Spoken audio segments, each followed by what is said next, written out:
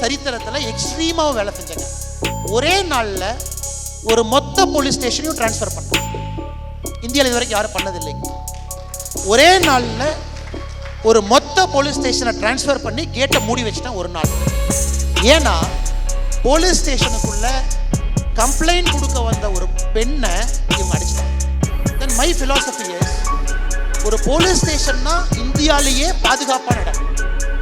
அந்த போலீஸ் ஸ்டேஷனுக்குள்ள வந்த ஒரு பெண்ணை உங்களுக்கு மரியாதையாக நடத்த தெரியலனா இந்த போலீஸ் ஸ்டேஷனில் இருக்கிறவங்க உங்களுக்கு யாருக்கும் லாய்க்கு. All 72 people overnight transferred to across Bangalore.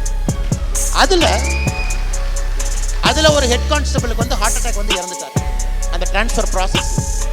But I was very clear madam, எவ்வளவு கனிவாக அன்பாக இருக்கிறோமோ அதே நேரத்தில் லக்ஷ்மண் ரேகாவை தாண்டும் பொழுது யாராக இருந்தாலும் விடக்கூடாது அப்படிங்கிறத போலீஸில் நான் ரொம்ப தெளிவாக வேலை செஞ்சேன்.